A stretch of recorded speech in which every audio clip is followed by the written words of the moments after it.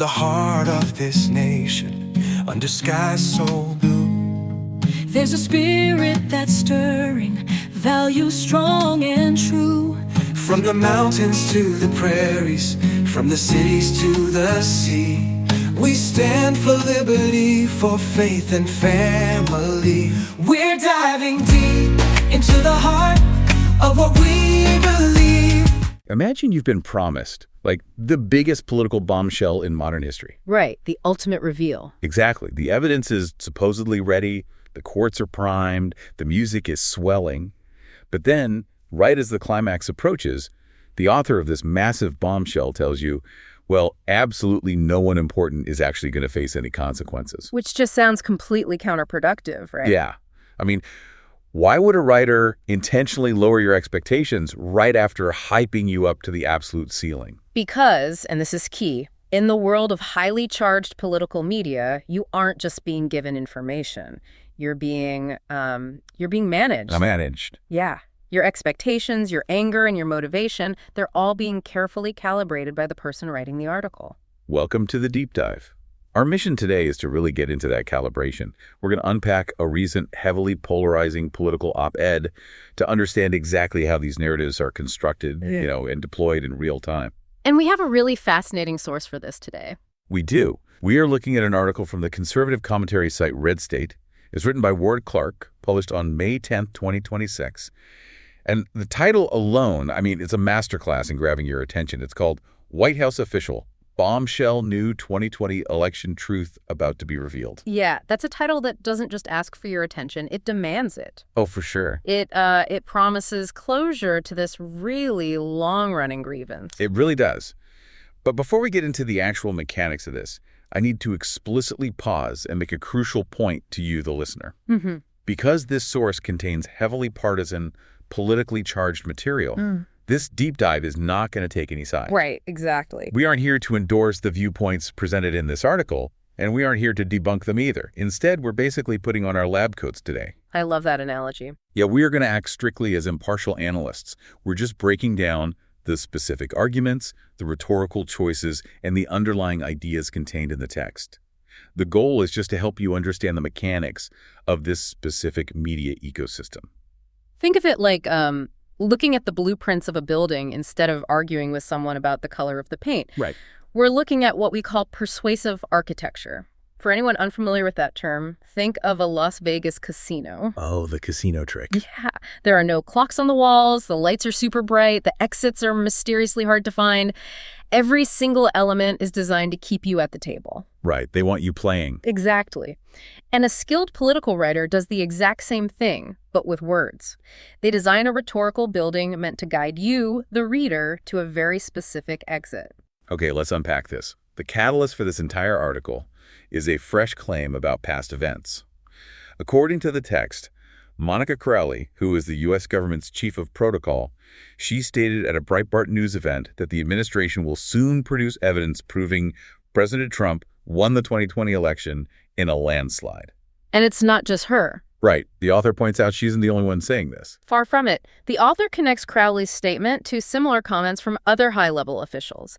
He specifically mentions FBI Director Kash Patel, noting Patel's discussions about, evidence of a conspiracy to subvert the 2020 vote. So it's a chorus. Exactly. So the writer is immediately establishing a pattern for the reader. He's telling them this isn't just some rogue comment. This is a coordinated reveal. But it goes beyond just speeches, right? Yeah, it does. The text doesn't just rely on rhetoric. It highlights a tangible procedural shift. The article states that a federal grand jury down in Florida is now actively pursuing the matter. Reading through this section, it instantly reminded me of those massive summer blockbuster movie trailers. Oh, yeah. Yeah, like the narrator promises the biggest twist in cinematic history. You see quick flashes of explosions, and bold text flashes on the screen saying, "Coming soon to a theater near you." But you never actually see the movie in the trailer. That is exactly what's happening here. We have these massive, powerful words in the text, bombshell, landslide, soon to be revealed. But the article also openly admits that previous claims about the 2020 election were wholly rejected by courts and Congress. They were. So I have to push back here. Given that courts have thrown this out before, Why would the author think readers will buy into a Florida federal grand jury now? Doesn't that just set the audience up for, like, another massive disappointment? What's fascinating here is the tactical shift in the venue itself. A congressional hearing or a political rally, well, those can easily be dismissed by skeptics as pure political theater, right? Right, because there are cameras, there's grandstanding. Exactly. But a federal grand jury is entirely different. It operates behind closed doors. It carries this massive weight of institutional authority. It sounds a lot more serious. It does. It has subpoena power, and witnesses testify under the very real threat of perjury. So by framing this new bombshell around a grand jury, the author is attempting to launder a political talking point into something that feels legally terrifying. Wow. It gives the claim a procedural veneer that a press conference just doesn't have. And it specifically mentions a federal grand jury in Florida, not Washington, D.C. That's a really vital detail. In this specific media ecosystem, D.C. is very often framed as corrupt or, totally hostile to this movement. The swamp, basically. Exactly, the swamp. Florida, on the other hand, is framed as friendly territory. It tells the reader that the investigation has been moved out of D.C. and into a jurisdiction where real justice can supposedly happen. That makes the next detail in the article stand out even more to me. The author makes a huge deal about the Justice Department deploying a guy named Joe DiGenova to assist the U.S. Attorney's Office down there. Right, Joe DiGenova. For someone who isn't, steeped in the daily churn of political names, who is this guy, and why does his specific deployment matter to the reader? Well, Joe DiGenova isn't just some random career bureaucrat. He is a fiercely loyal, highly visible ally of the administration. Okay. He has this reputation as a legal bulldog. So by highlighting his specific involvement, the author is sending a massive signal to the base. Like a reassurance. Exactly. It reassures the reader, basically saying, we aren't just relying on the establishment machinery to handle this. We have our own guy on the inside driving the bus. I see. It completely bypasses the audience's natural suspicion of government investigations and creates this sense of imminent, unstoppable action. But there's a giant, glaring problem with all this grand jury momentum, and it's simply the calendar. The timeline is an issue. Yep. The author and the officials are pushing hard on these ongoing 2020 investigations, but they have to reconcile that with the brutal reality of time. The 2021 to 2025 presidential term is over. It's history. You can't rewind the clock. And that is the ultimate narrative challenge for literally any writer dealing with past grievances. How so? Well, how do you keep your audience burning with righteous anger about a past injustice without plunging them into total apathy over the fact that time travel doesn't exist? Right, because if you only focus on what was lost, the audience just burns out. They get exhausted. Exactly. And the way this article navigates that burnout is wild. It explicitly acknowledges the massive controversy that followed those original rejected claims, but it uses very specific language. Tell me about the language. The author refers to the events at the Capitol as J6 hooliganism, while explicitly pointing out that the left insists on calling it an insurrection. Let's look at the mental models those two words create. Hooliganism implies, rowdy, annoying, perhaps illegal behavior, but it's ultimately unserious. Yeah, you think of sports fans tipping over a trash can after a soccer match or something. Right. Insurrection, however, implies a severe existential threat to the state. So by explicitly contrasting these two words, the author isn't just recounting history. What's he doing? He is actively instructing the reader on how to categorize the event.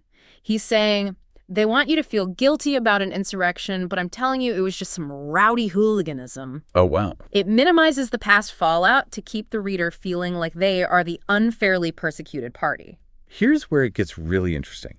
After litigating all of this past grievance, the text quotes Monica Crowley again. She suggests that, yes, Trump absolutely should have served that previous term. Right. But then she pivots to this incredible silver lining. She claims it's actually fitting that he's in office right now because he gets to oversee the 2026 World Cup and the 2028 Olympics, which are being held on American soil. It's quite the pivot. I mean, come on. Yeah. Is framing the current term as a reward, like getting to host a soccer tournament and some track and field events, is that really a deliberate rhetorical tool to soften the blow of losing 4 years of power? It just feels like a massive leap. Logically, yeah, it's a huge leap. But emotionally, if we connect this to the bigger picture, it is a textbook resolution of cognitive dissonance. Okay, break that down for us. What do you mean by that? So cognitive dissonance is that intense psychological friction you feel when you hold two contradictory beliefs at the exact same time. And our brains hate that, right? The human brain despises it. In this case, the reader is holding two thoughts. First, we were robbed of a presidency, which is devastating. And second, we are currently in power and things are great. Those definitely clash. They do. If the author just leaves that friction there, the reader gets really frustrated. So the text has to offer a psychological safety valve. It's almost like telling someone whose car just got stolen, listen, yes, it was a crime, and yes, we're looking for the guy, but honestly, you look so much cooler driving this brand new rental anyway. That is a brilliant analogy. It lets them stay mad about the theft while being totally thrilled with the present. Exactly. And notice what the rental car is in this scenario. The World Cup and the Olympics, these aren't just random events. They are visually spectacular, deeply patriotic, global stages where America is the host. That's true. They're huge unifying events. By framing this current term as the quote-unquote better term to have won anyway, the text balances deep historical anger with optimistic present-day celebration. So they get to have it both ways. The reader gets to have their cake and eat it too. They remain emotionally invested in the victimhood of 2020, but they feel completely triumphant and joyful about 2026. But wait, this consolation prize creates a whole new problem, doesn't it? How so? Well, if you've successfully convinced your audience to be happy with the present, how do you motivate them for the future? How does the author pivot this past grievance into actual future momentum? This is where the sheer pragmatism of political writing really shines. The author has to do something incredibly counterintuitive. He has to actively lower the audience's expectations. He really does. The author, Ward Clark, actively predicts that this Florida grand jury isn't going to result in high-level figures facing any real consequences. Right. He explicitly writes that Joe Biden won't be named, Kamala Harris won't be named. Instead, he expects mid-level fall guys. Just minor officials. Yeah, minor officials who will eventually just, get lucrative book deals and be welcomed by the leftist media circuit. He openly admits that even if solid proof arises, the damage of 2020 is done. It's a very jarring pivot. The true value of this new evidence, he says, is to serve as a blueprint for what to look out for in the upcoming midterm elections. I was so confused reading this part. Because it seems to kill the hype. Right. Why would he lower expectations like that? If I am a writer hyping up a massive institutional grand jury, telling people it's probably going to fail to catch the big fish seems like a terrible strategy. Doesn't that just ruin the whole article? You'd think so, but it actually protects the credibility of the movement. Let's call it the rule of redirected grievance. Okay, I like that. Think about the historical precedent of big political scandals. Watergate, Iran-Contra. The political base intuitively understands that the biggest fish usually have the lawyers and the insulation to get away. That makes sense. If the author promises his readers that former presidents are definitely going to jail, and then they don't, the author looks foolish. The reader realizes the movie trailer was a lie. Ah, I see. So by predicting that only minor fall guys will take the hit, the author makes himself look like street smart. Yes. He's managing the letdown before it happens. And more importantly, he's reinforcing the core narrative that the opposition is deeply unfairly entrenched. Right. He's telling the reader, the system is so rigged against us that even a federal grand jury with ironclad evidence can't bring down the real masterminds. The predicted failure of the justice system actually becomes further proof of the conspiracy. Wow. So the legal failure itself proves the political point. Exactly. And that naturally leads to the call to action. Because if the courts can't save you, what's left? Only one thing. The ballot box. Which perfectly explains the visceral, intense ending of this article. The piece concludes by demanding that Republicans must vote to hold the House and Senate beyond any margin of any possible cheating. And the imagery he uses is intense. Very. He urges readers to vote, even if they have to crawl on hands and knees through a mile of scrap iron and busted glass. It's incredibly evocative. He isn't just asking people to fill out a bubble on a Tuesday.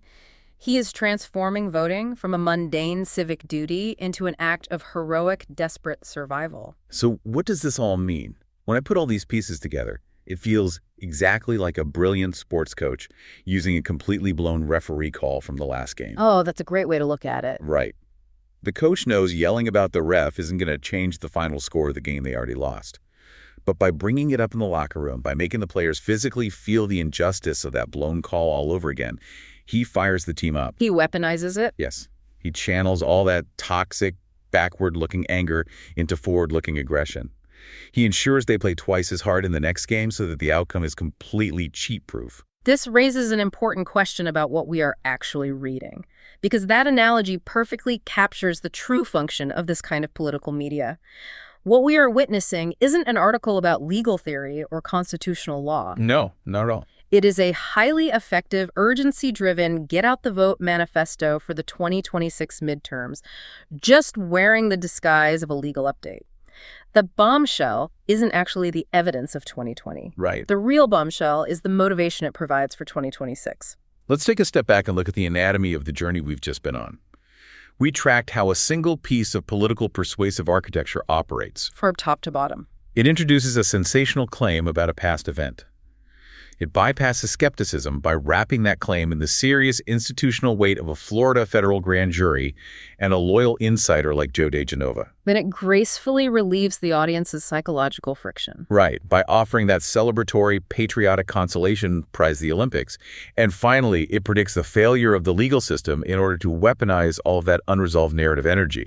Driving future voter turnout with that do-or-die, busted glass imagery. And it accomplishes every single phase of that psychological management in the span of just a few hundred words. It's incredibly efficient. It really is. And I want to remind you, the listener, why we do this, why we put on the lab coats and dissect the rhetoric like this. Understanding this anatomy is crucial.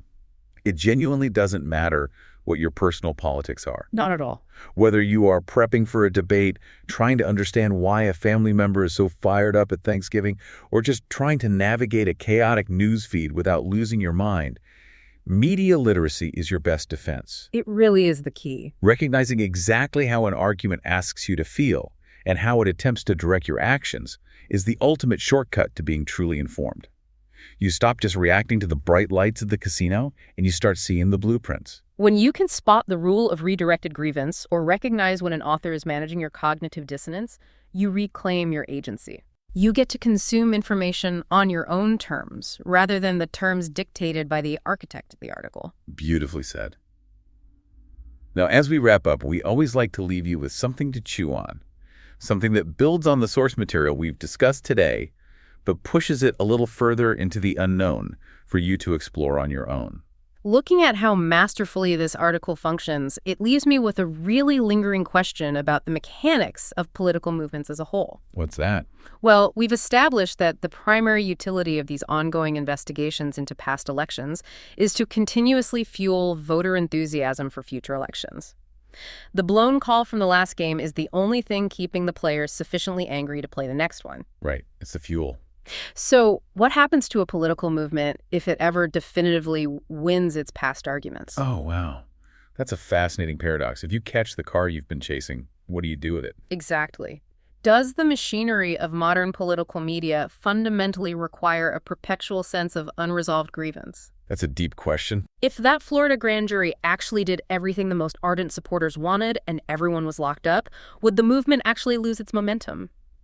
It makes you wonder if the architecture we've been analyzing today relies on a state of permanent, simmering conflict just to keep voters willing to metaphorically crawl through that scrap iron and busted glass time and time again. It's a very powerful thought to leave on.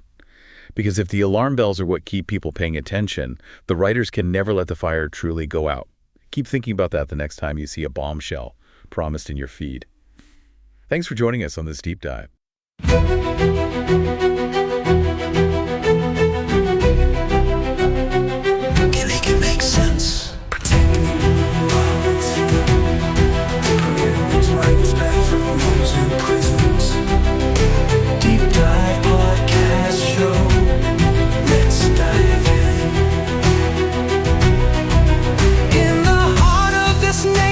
Under skies so blue, there's a spirit that's stirring values strong and true. From the mountains to the prairies, from the cities to the sea, we stand for liberty, for faith and family. We're diving deep.